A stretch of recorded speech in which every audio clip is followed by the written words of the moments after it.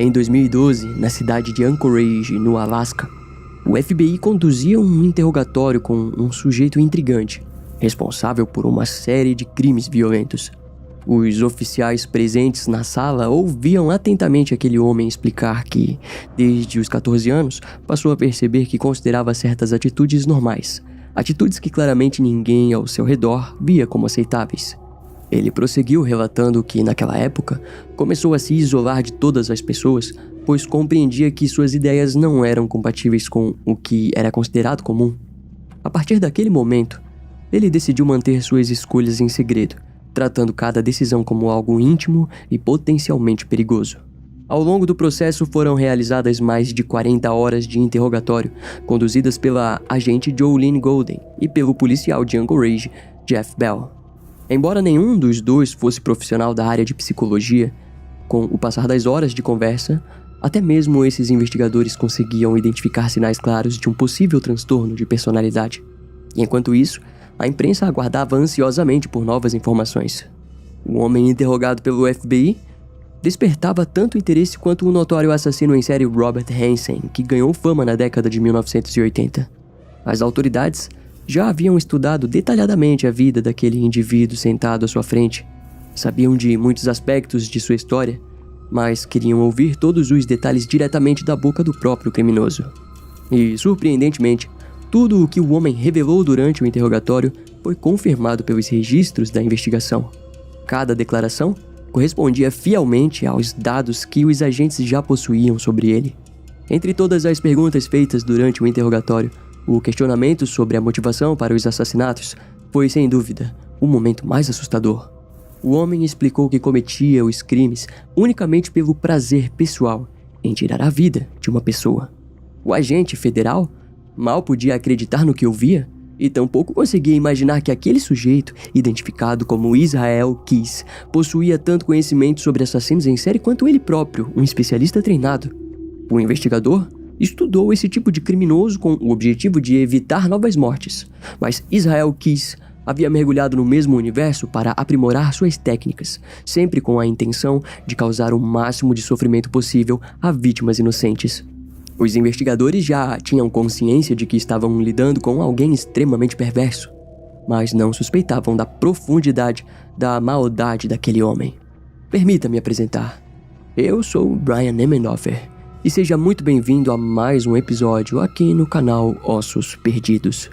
Hoje vamos explorar a perturbadora trajetória de um assassino em série confesso e psicopata, que após ter sua história e motivações reveladas, deixou até mesmo os agentes da lei em choque, incapazes de conter o impacto causado por declarações tão sinceras quanto cruéis.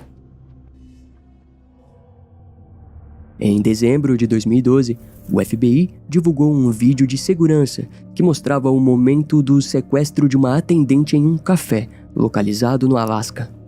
A jovem se chamava Samantha Koenig e tinha apenas 18 anos.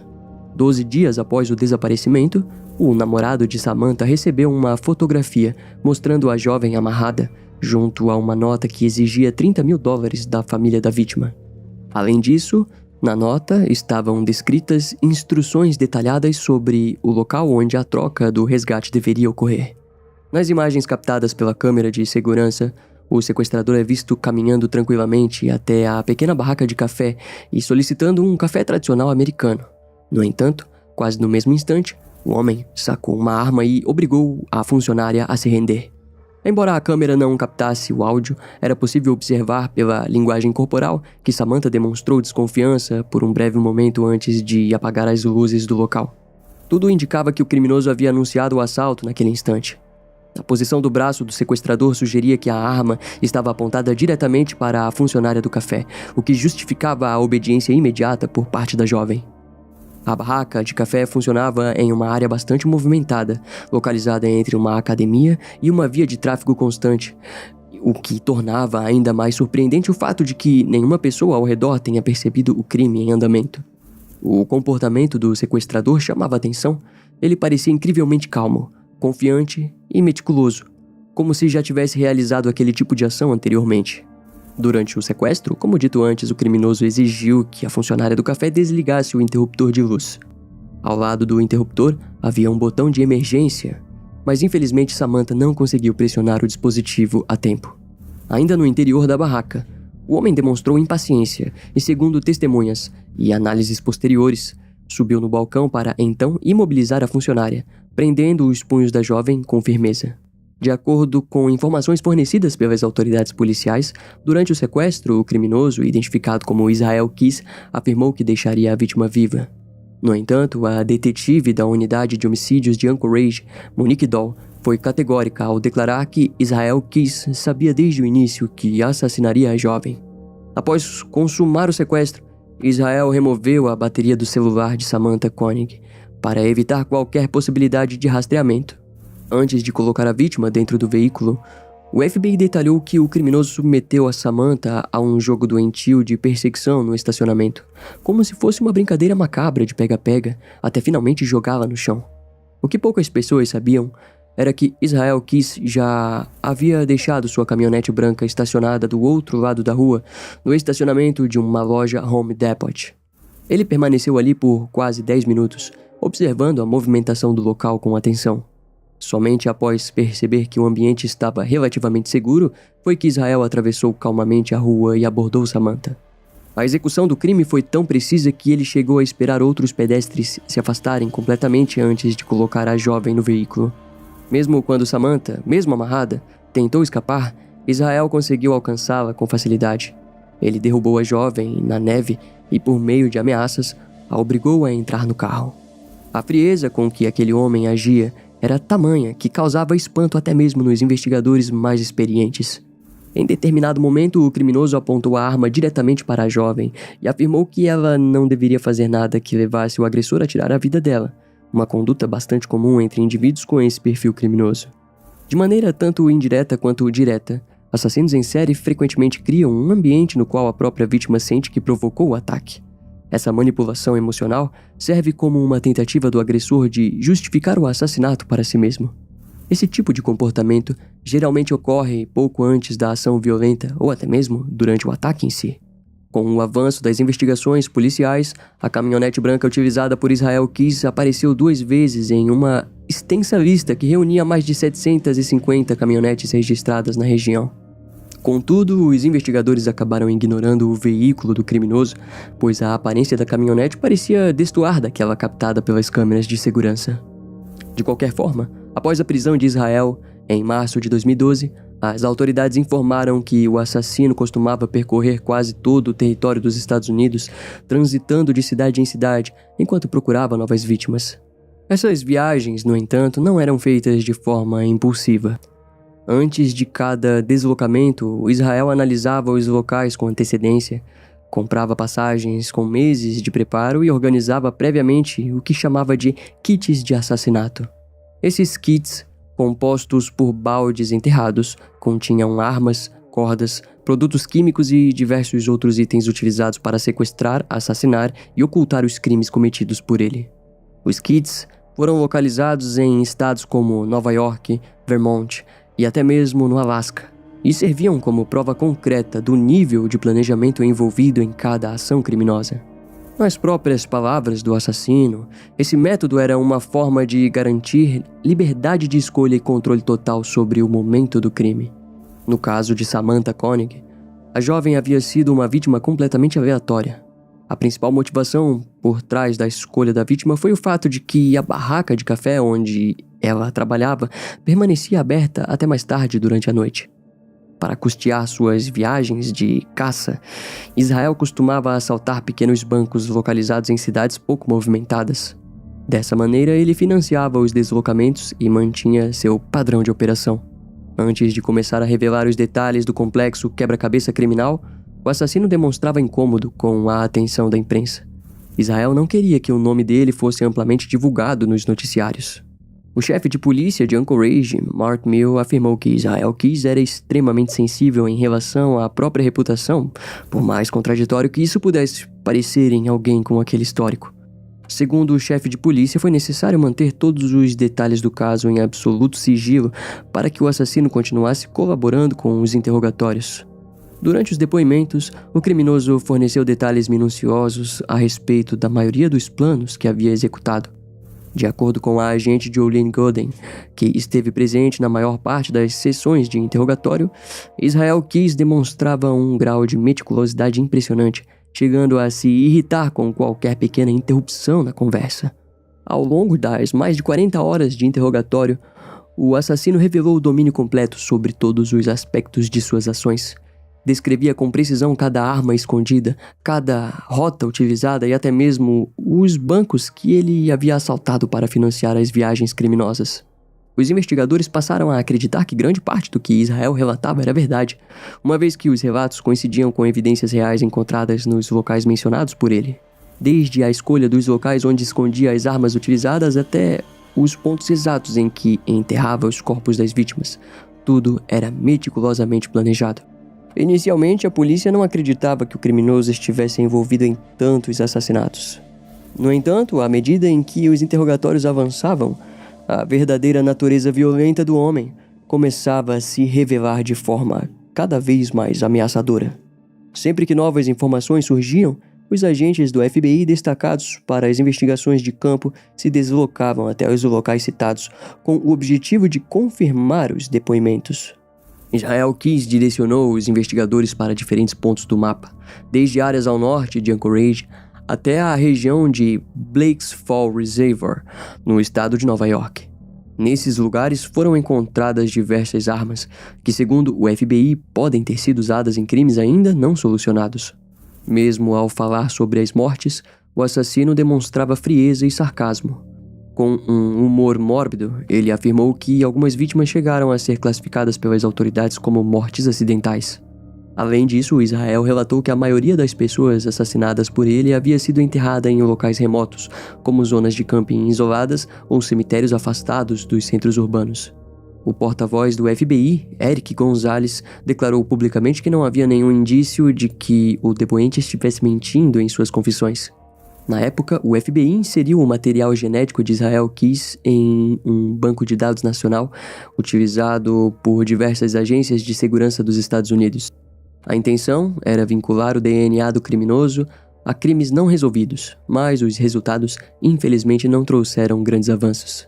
Curiosamente, Israel Keys não apresentava um perfil fixo de vítima. O assassino não seguia padrões previsíveis, o que dificultava ainda mais o trabalho investigativo. Israel viajava com frequência por todo o país e demonstrava admiração pelo assassino em série Ted Bundy, um criminoso que também apresentava um modus operandi meticuloso e cuidadosamente estruturado. A principal diferença entre os dois era o perfil das vítimas escolhidas. Enquanto Ted Bundy costumava selecionar mulheres universitárias com o cabelo repartido ao meio, Israel Keys não seguia esse tipo de padrão, aliás, nenhum padrão. A propósito, já produzimos um episódio sobre Ted Bundy, disponível no YouTube e Spotify. No caso de Israel, a seleção de vítima parecia ser regida por puro oportunismo. O padrão não era visível nem recorrente, o que tornava a identificação de conexões entre os crimes ainda mais desafiadora para as autoridades. Apesar dessa aleatoriedade, o assassino também demonstrava um forte sentimento de posse em relação às pessoas que assassinava, algo muito semelhante ao comportamento observado em Ted Bundy. Após várias horas de interrogatórios intensos, Israel Keys entrou em silêncio absoluto por quase 2 meses. O motivo foi a descoberta de que seu nome havia sido divulgado pela imprensa. A exposição pública deixou o criminoso enfurecido, levando ele a interromper completamente a colaboração com os agentes.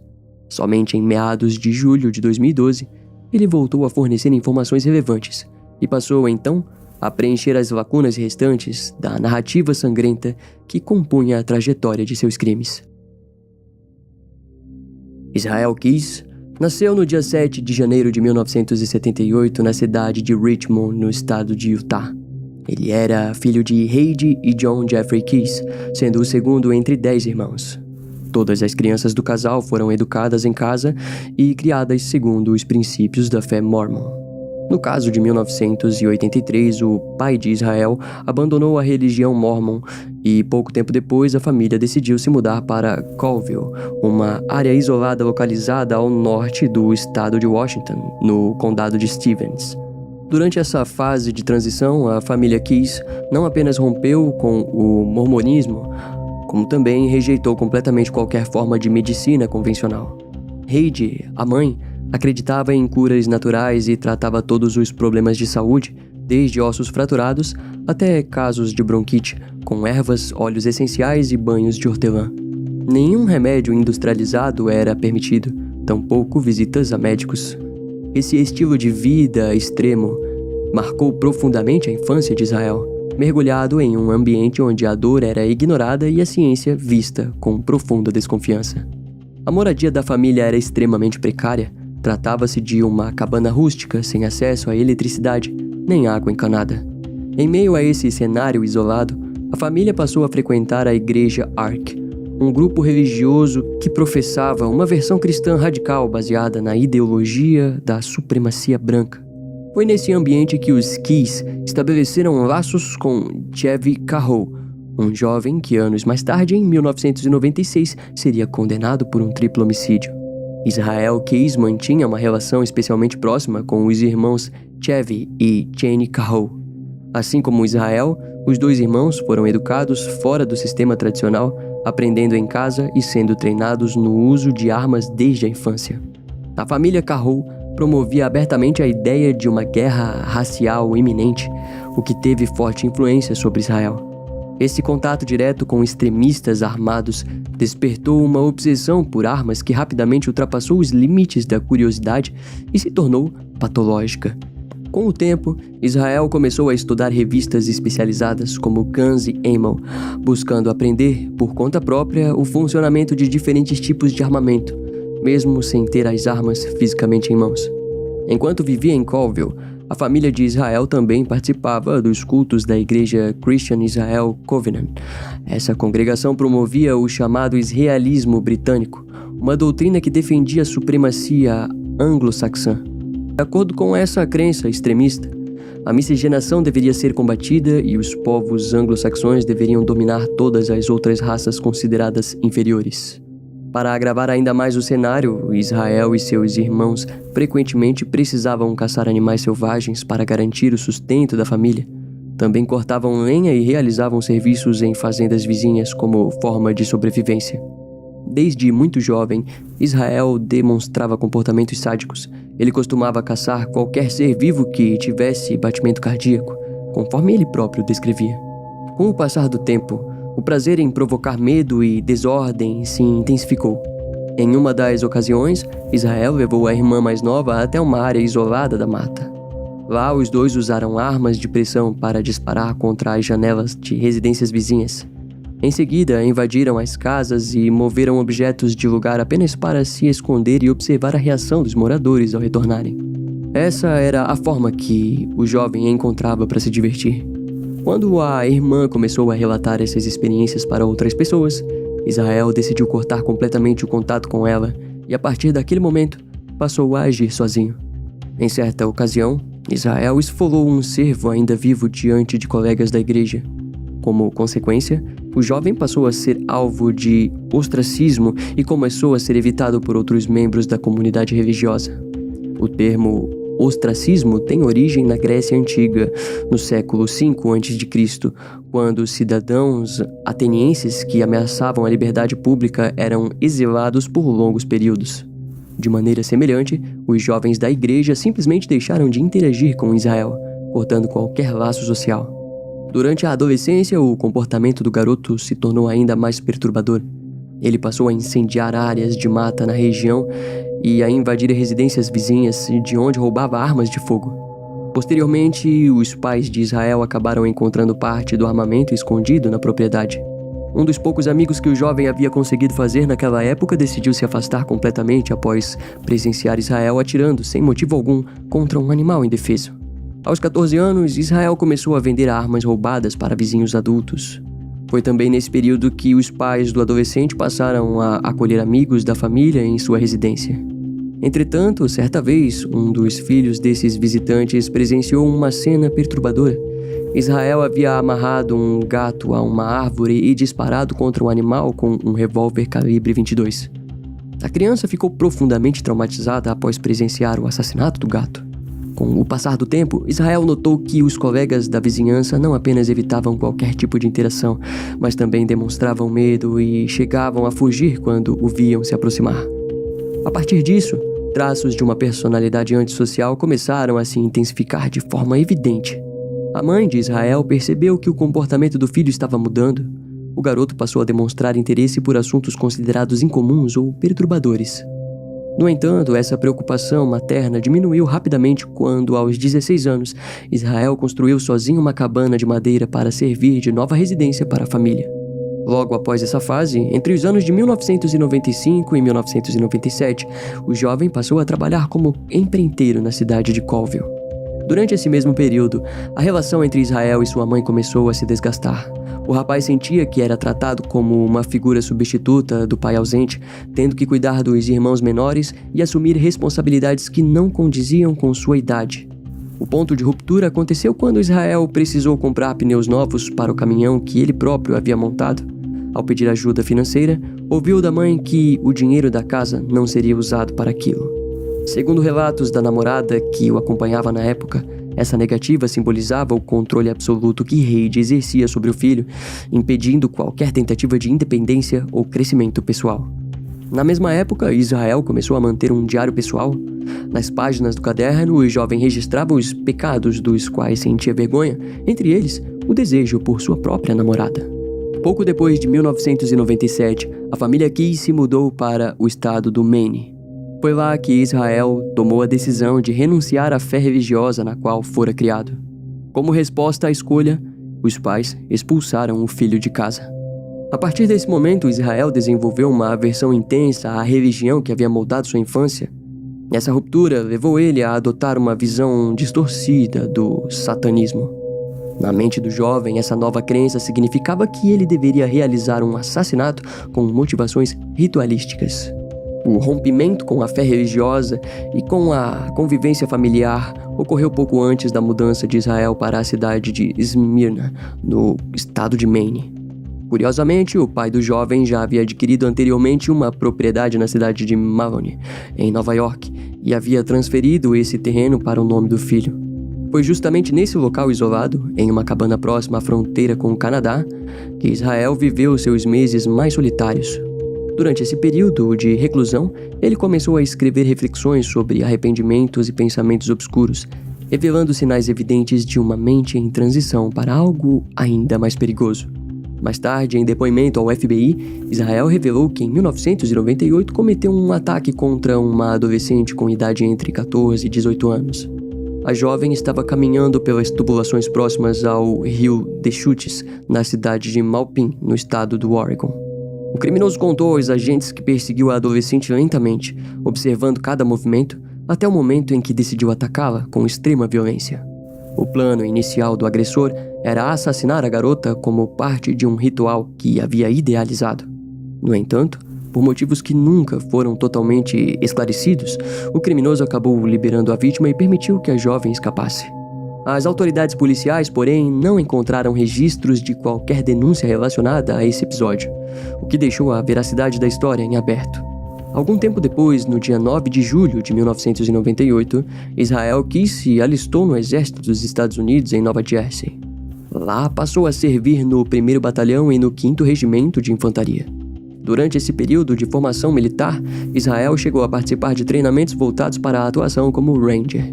Ele também fez amizade com diversos soldados que compartilhavam o mesmo alojamento.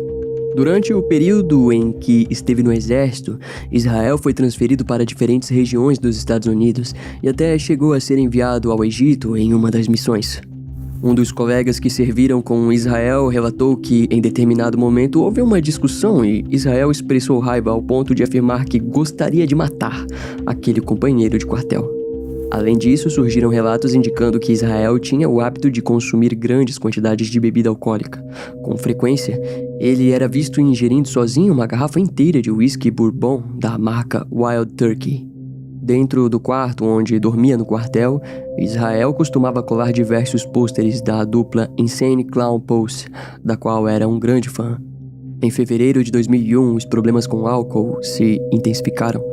O jovem foi preso por dirigir embriagado no condado de Thurston, após ser flagrado em uma blitz. Curiosamente, ainda em 2001, Israel recebeu a medalha da realização do Exército dos Estados Unidos em reconhecimento pelo desempenho como artilheiro entre os anos de 1998 e 2001. Pouco tempo depois, foi dispensado oficialmente da corporação. No mesmo ano, ele se mudou para a Baía de Nia, no estado de Washington.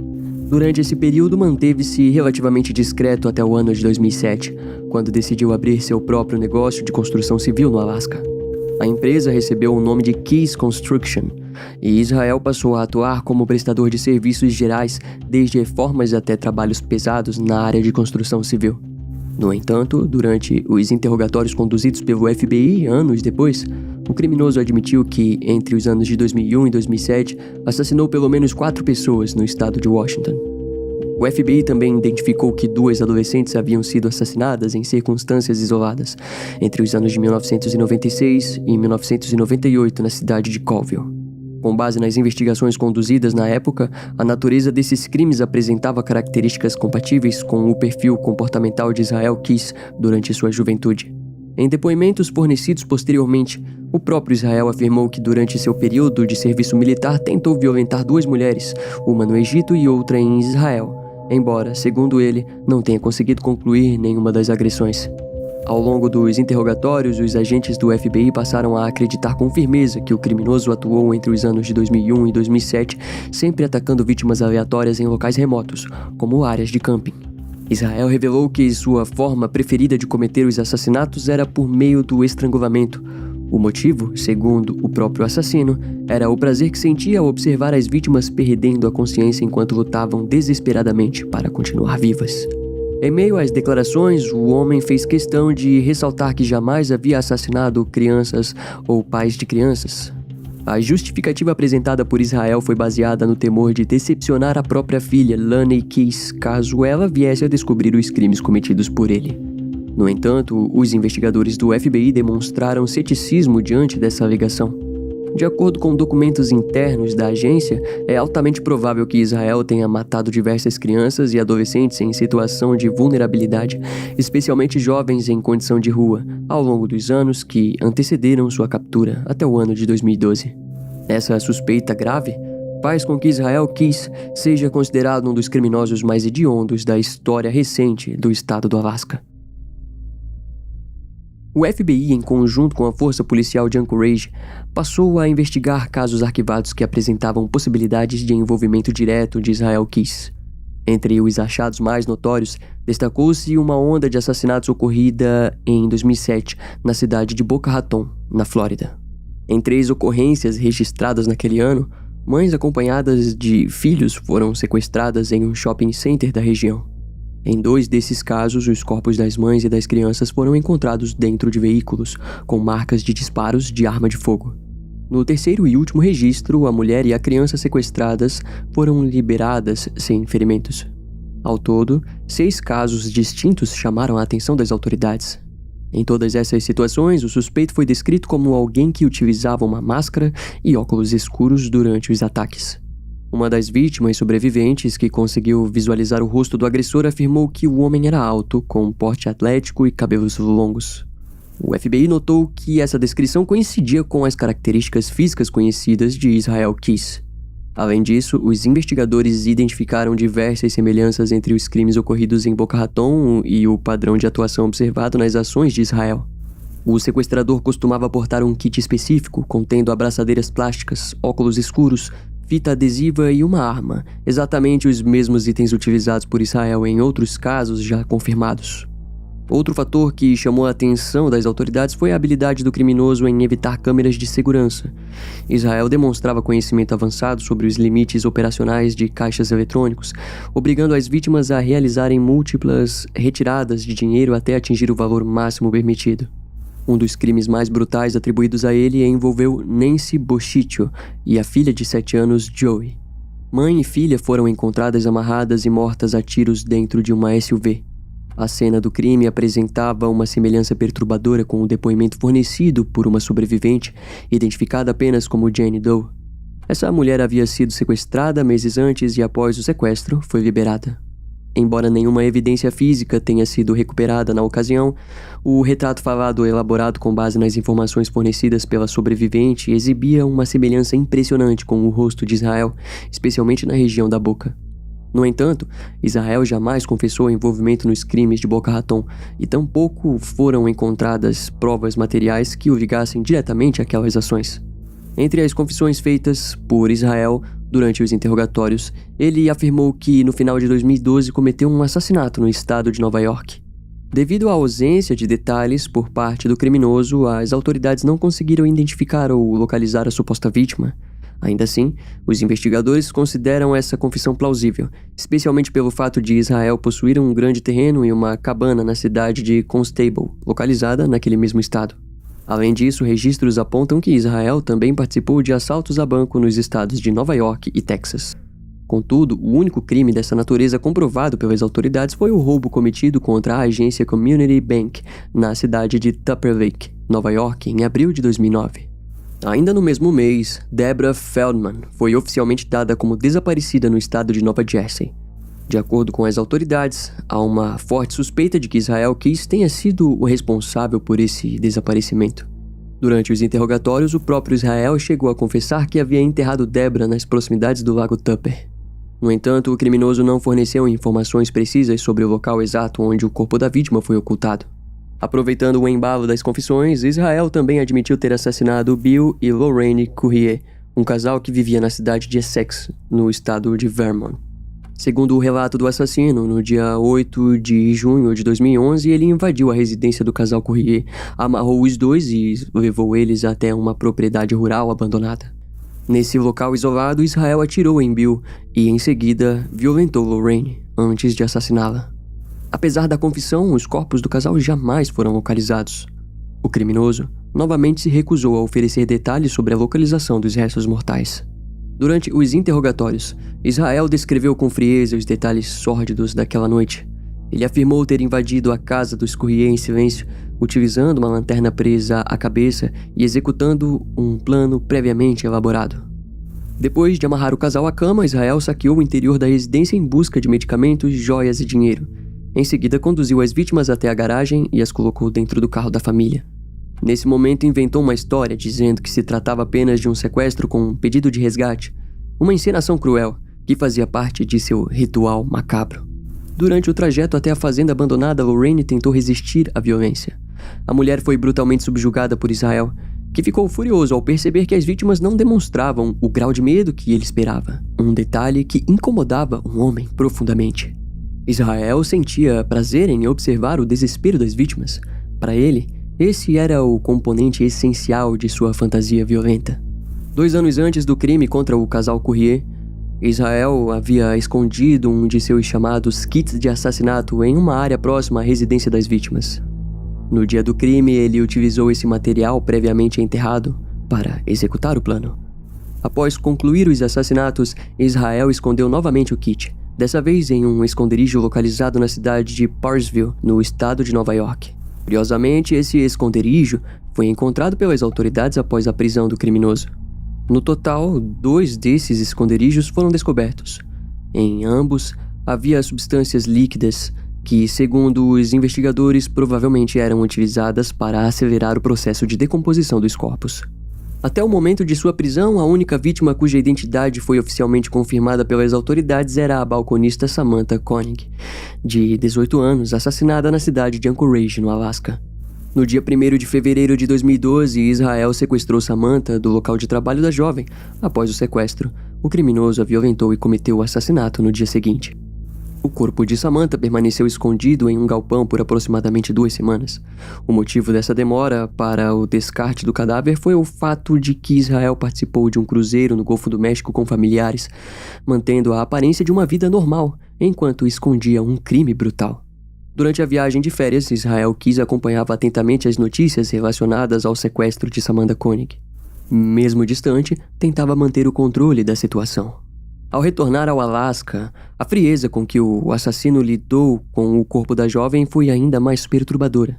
Demonstrando um nível extremo de instabilidade, Israel utilizou maquiagem para tentar reviver a aparência do rosto da vítima. Também costurou os olhos da jovem para que parecessem abertos, Em seguida, preparou cuidadosamente uma cena que simulava um retrato vivo. O objetivo era registrar uma fotografia que convencesse os familiares de que Samantha ainda estava viva. Enquanto realizava todas essas ações, Israel continuava levando uma vida social aparentemente normal. Interagia com a família, cuidava da própria filha e mantinha as aparências intactas diante da sociedade. A frieza metódica com que manipulou o corpo da jovem demonstrava até onde sua psicopatia era capaz de levá-lo. Depois de produzir a imagem de resgate, Israel enviou a fotografia para os familiares de Samantha Koenig, junto a uma exigência de $30 mil pelo suposto resgate. Posteriormente, o assassino desmembrou o corpo da balconista e descartou os restos mortais no lago Matanuska, localizado ao norte da cidade de Anchorage. Além do caso de Samantha, Israel também é suspeito de envolvimento no desaparecimento de Jim Tidwell, um eletricista que sumiu na cidade de Longview no dia 15 de fevereiro de 2012, apenas 2 semanas após o assassinato da jovem de 18 anos. O caso de Jim Tidwell chamou a atenção das autoridades por vários fatores. Jim era um homem com uma vida estável, casado, pai de filhos adultos e não possuía qualquer histórico de conflitos ou envolvimento com atividades ilícitas. O eletricista foi dado como desaparecido após sair do trabalho. Pouco tempo depois, o carro de Jimmy foi encontrado a cerca de 5 quilômetros da residência da família. Dentro do veículo ainda estavam os óculos do eletricista, mas não havia nenhum sinal de luta, nem pistas relevantes que ajudassem na investigação. Esse perfil se encaixava no confuso padrão-não padrão de vítimas escolhidas por Israel, alvos isolados com baixo risco de reação e cujos desaparecimentos dificilmente deixariam vestígios. Diante das circunstâncias, as autoridades locais organizaram uma força-tarefa para localizar Jimmy Tidwell. Foram utilizados cães farejadores e recursos de busca avançados, mas nenhum rastro do eletricista foi encontrado. Os investigadores acreditam que Israel estava de passagem pela região naquele período e que teria utilizado o tempo com a família no Texas como álibi para mais um crime cuidadosamente planejado. No dia 16 de fevereiro, apenas um dia após o desaparecimento de Jim Tidwell, um assaltante invadiu uma agência bancária na cidade de Azle, também no Texas. O criminoso foi descrito por testemunhas como semelhante a Israel Keys, especialmente pelo capacete branco utilizado no assalto, um modelo muito parecido com o capacete que Israel possuía. Segundo relatórios do FBI, Israel Keys foi responsável por cerca de 20 a 30 invasões a residências e por diversos assaltos a bancos cometidos entre os anos de 2001 e 2012. Para os agentes federais, o número de vítimas pode ser ainda maior. As investigações apontam que Israel esteve envolvido em até 11 homicídios, e há indícios de que ele possa ter matado pessoas também fora dos Estados Unidos durante suas viagens internacionais. Israel Keys foi classificado como um assassino em série organizado, alguém que evitava a detecção de todas as formas possíveis. Com frequência, o criminoso escolhia cometer os assassinatos fora de sua zona de conforto, atuando em locais distantes e nunca repetindo a mesma área geográfica. Essa estratégia tornava praticamente impossível para as autoridades conectarem os crimes entre si. Na época, o FBI demonstrou profundo interesse na maneira como o criminoso agia, pois sua metodologia ia na contramão do padrão observado na maioria dos homicídios violentos. Segundo as investigações, no suposto assassinato de Bill e Lorraine Courier, Israel embarcou em um voo até a cidade de Chicago. Ao desembarcar, alugou um veículo e dirigiu por cerca de 1.600 quilômetros até a residência do casal, no estado de Vermont. Lá, utilizou um dos kits de assassinato que havia escondido naquela região 2 anos antes. Esse nível de planejamento e frieza revelava um dos traços mais assustadores de um assassino em série organizado: a capacidade de agir com inteligência, paciência e controle absoluto sobre cada detalhe. Durante um dos interrogatórios, Israel afirmou que nenhuma pessoa em sua vida, nem mesmo familiares ou amigos, o conhecia de verdade. Para o assassino, ninguém jamais havia compreendido quem ele realmente era. Ainda em 2011, Israel revelou às autoridades que esteve prestes a cometer um triplo homicídio. O plano envolvia o assassinato de um jovem casal e de um policial da cidade de Anchorage, em uma praia isolada. Na ocasião, o criminoso estava escondido nas redondezas, portando uma arma com um silenciador. Israel observava silenciosamente a movimentação, aguardando o momento certo para agir. No entanto, antes de colocar o plano em prática, um segundo policial apareceu no local. Naquele dia, O verdadeiro objetivo do assassino era testar o funcionamento do silenciador que ele pretendia usar futuramente no ataque contra o casal Courier. Em tom de deboche, Israel chegou a comentar, rindo, que a situação poderia ter terminado de forma trágica. Felizmente para o policial que se aproximava da praia, reforços chegaram a tempo e impediram que o plano se concretizasse. Israel acrescentou que, por pouco, não se envolveu em uma confusão que teria causado muitos problemas. Desde a juventude, o criminoso demonstrava um interesse profundo nas ações de outros assassinos em série. Contudo, não se tratava de uma curiosidade qualquer.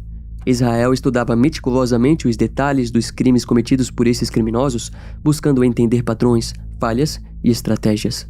Como mencionado anteriormente, seu grande ídolo era Ted Bundy, com quem Israel acreditava compartilhar algumas semelhanças importantes. Apesar disso, o assassino tinha receio de ser considerado um simples imitador.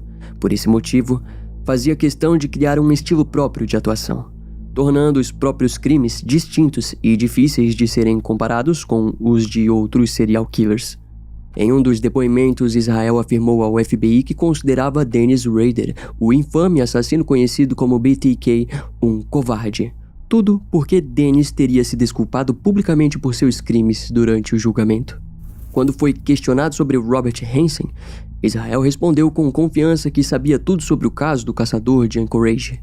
O criminoso declarou que provavelmente conhecia todos os assassinos em série sobre os quais já se escreveu, revelando que estudar esses homicídios era para ele um verdadeiro hobby. Além disso, Israel demonstrou interesse nos crimes cometidos por James Holmes, o responsável pelo ataque a tiros ocorrido na cidade de Aurora, no Colorado, em 2012. Israel Keys era de fato genuinamente mortal, uma característica que o tornava um criminoso meticulosamente perigoso e, de certa forma, sofisticado para o período em que atuou. Foi na manhã do dia 13 de março de 2012 que o cabo da patrulha rodoviária do Texas, Ryan Henry, e o Texas Ranger, Steven Rayburn, prenderam Israel Keys no estacionamento do Cotton Patch Café, na cidade de Lufkin, no estado do Texas. A prisão ocorreu após os agentes perceberem que o veículo dirigido por Israel era o mesmo que havia sido flagrado próximo a caixas eletrônicos no momento em que o cartão bancário da jovem Samantha Koenig foi utilizado. Além desses agentes, o patrulheiro Chris Nash, do Departamento de Polícia de Lufkin, também havia identificado o carro conduzido por Israel depois de vê-lo circulando pela região. Durante a revista, no interior do veículo, os policiais encontraram notas de dinheiro manchadas por tinta de segurança, provavelmente provenientes de algum assalto a banco. Além disso, foram localizados o cartão de crédito e o telefone celular pertencentes a Samantha Koenig. Enquanto os oficiais Steven Rayburn e Brian Ganaway conduziam a inspeção, uma série de itens suspeitos e intrigantes foram encontrados. Entre os objetos havia mapas com anotações específicas marcadas nos estados da Califórnia, Arizona e Novo México. Também foram localizadas cédulas organizadas em rolos, compostas por valores baixos, como notas de 5 e 10 dólares. No porta-malas do carro, os policiais descobriram uma mochila verde, uma lanterna de cabeça, uma máscara de esqui, um laptop, um par de óculos de proteção para tiro e uma arma de fogo. Além desse material, os agentes também encontraram uma coleção de DVDs pornográficos, incluindo conteúdo de natureza explícita com temática trans. Também foi apreendido um celular da marca Samsung que estava com a bateria e o chip removidos. Uma passagem aérea emitida pela Alaska Airlines indicava que Israel Keys e sua filha haviam deixado a cidade de Anchorage no início do mês de março, com escala em Seattle e destino final na cidade de Las Vegas. Pouco tempo após a prisão, Israel foi transferido de volta ao Alasca, onde confessou oficialmente os assassinatos da jovem Samantha Koenig. No dia 2 de abril de 2012, uma equipe de mergulhadores foi enviada até o lago Matanuska com o objetivo de recuperar o corpo da vítima. O cadáver foi localizado com sucesso durante essa operação. O julgamento de Israel foi inicialmente agendado para ocorrer em março de 2013. No entanto, antes mesmo que a audiência acontecesse, o criminoso forneceu diversos depoimentos ao FBI e aos policiais da cidade de Anchorage. Como já vimos anteriormente, durante os longos interrogatórios, Israel confessou uma série de crimes cometidos ao longo de sua trajetória. No dia 23 de maio de 2012, o assassino tentou escapar durante uma audiência de rotina. Esse episódio lembrou de forma marcante a primeira tentativa de fuga realizada por Ted Bundy. Entretanto, ao contrário de Ted, Israel não foi longe.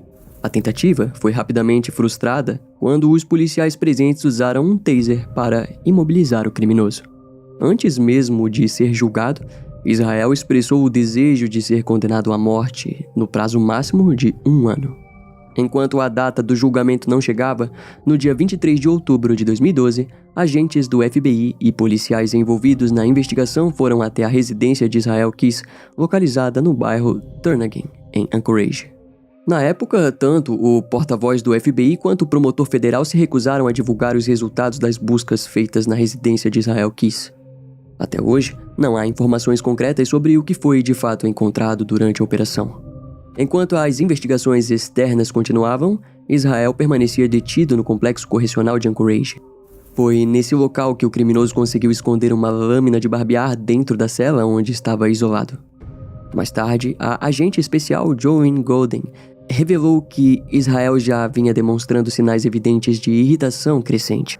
Durante os interrogatórios mais recentes, o comportamento do detento se tornava cada vez mais instável, além de um visível descontentamento com o modo como o caso vinha sendo conduzido.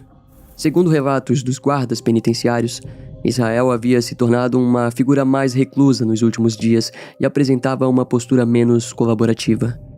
Apesar dessas mudanças comportamentais, ninguém imaginava que ele seria capaz de esconder um objeto cortante tão perigoso em uma cela constantemente vigiada. Não está claro como Israel conseguiu acesso à lâmina, uma vez que o presídio mantinha uma política rígida sobre itens de higiene pessoal, permitindo apenas o uso de barbeadores elétricos sob supervisão direta. De qualquer forma, no dia 2 de dezembro de 2012, o corpo de Israel Keys foi encontrado sem vida dentro da cela. De acordo com o laudo das autoridades locais, Israel havia utilizado a lâmina para cortar os próprios pulsos. Além disso, havia sinais de tentativa de enforcamento. Contudo, segundo o relatório oficial, os cortes feitos com a lâmina foram suficientes para causar a morte do detento. Foi apenas em 2020 que o FBI tornou públicos os desenhos produzidos por Israel enquanto estava encarcerado. As ilustrações foram feitas nas paredes e também em pedaços de papel higiênico encontrados na cela. Entre os elementos desenhados por Israel havia um pentagrama, 11 crânios e uma frase escrita em letras maiúsculas: "Somos um". O criminoso também deixou uma carta manuscrita. No entanto, o conteúdo do bilhete não fazia qualquer menção direta aos crimes cometidos por ele. Após uma análise, o FBI concluiu que a presença dos 11 crânios representava uma confissão simbólica. Israel estaria admitindo, de maneira velada, um número total de vítimas assassinadas ao longo dos anos. De acordo com os investigadores, a simbologia presente nos desenhos sugeria não apenas uma confissão silenciosa, mas também uma exibição de orgulho mórbido. Cada crânio foi rabiscado com cuidado e acompanhado por frases que não demonstravam arrependimento algum. Pelo contrário, o conteúdo das mensagens reforçava uma ideia de pertencimento e afirmação de identidade. A expressão "somos um" foi interpretada por alguns analistas do FBI como uma tentativa de comunicação com outros criminosos semelhantes. Para esses analistas, a frase funcionava como um tipo de declaração de lealdade a uma comunidade secreta de predadores. Devido ao suicídio, as acusações formais contra Israel Keys foram retiradas. No entanto, as investigações sobre os crimes associados a ele continuam até os dias atuais. O procurador assistente dos Estados Unidos, Kevin Fields, afirmou que a investigação criminal permaneceria aberta indefinidamente, mesmo sem a possibilidade de julgamento, pois ainda existiam, e continuam existindo, inúmeras perguntas sem respostas. As acusações que seriam levadas a julgamento contra Israel Keys estavam relacionadas ao assassinato de Samantha Koenig e ao duplo homicídio de Bill e Lorraine Courier. No entanto, um detalhe chamou a atenção dos investigadores: o fato de Israel ter quebrado sua principal regra no caso de Samantha Koenig. A jovem foi sequestrada em um local público, bastante movimentado e equipado com câmeras de segurança visíveis, algo que contrariava completamente o padrão meticuloso adotado pelo criminoso. Em grande parte dos crimes, Israel demonstrava um autocontrole absoluto. Contudo, o caso de Samantha seguia uma lógica diferente, marcada por um comportamento mais impulsivo. Para as autoridades, a explicação mais plausível é que Israel desejava, de algum modo, obter reconhecimento pelos crimes. Ao se expor de forma tão descuidada, o criminoso parecia buscar uma espécie de mérito por aquilo que havia feito. Embora negasse qualquer vaidade durante os interrogatórios, Israel acabou se revelando um homem que vivia exclusivamente para matar. E talvez por isso, no final de sua trajetória tenha sentido a necessidade de que alguém soubesse da verdadeira dimensão de seus crimes. Mesmo assim, durante as entrevistas com os agentes federais, Israel só forneceu detalhes claros sobre os crimes cujas provas já haviam sido reunidas pelas autoridades. Nos outros casos, o assassino alegava não se lembrar ou adotava uma narrativa propositalmente vaga, dificultando o avanço das investigações. A agente do FBI, Jolene Golden, afirmou que, caso Israel Keyes não tivesse mais vínculos afetivos com pessoas próximas, ele provavelmente gostaria que sua história fosse tornada pública. Segundo a agente, Israel demonstrava um desejo claro de que o mundo soubesse de seus crimes cometidos ao longo dos anos. No entanto, a sua principal preocupação era o impacto que essa revelação causaria nas pessoas com quem ele ainda mantinha algum tipo de afeto, especialmente familiares. Nos últimos meses antes de sua morte, Israel havia elaborado um novo plano de fuga. A intenção era deixar o Alasca e atuar como um empreiteiro em regiões dos Estados Unidos afetadas por furacões. Essa estratégia permitiria ao criminoso transitar por diferentes estados sem levantar suspeitas, criando oportunidades ainda mais seguras para cometer assassinatos. Durante uma entrevista coletiva, a detetive da unidade de homicídios de Anchorage, Monique Dahl, encerrou o caso com uma declaração direta e contundente. Segundo a detetive, Israel Keyes não sequestrava e matava pessoas por insanidade, tampouco porque acreditava ter recebido ordens de alguma divindade ou por ter passado por uma infância traumática. Na visão da investigadora, Israel cometia assassinatos porque sentia prazer genuíno em matar, da mesma forma que um viciado encontra satisfação extrema ao consumir drogas.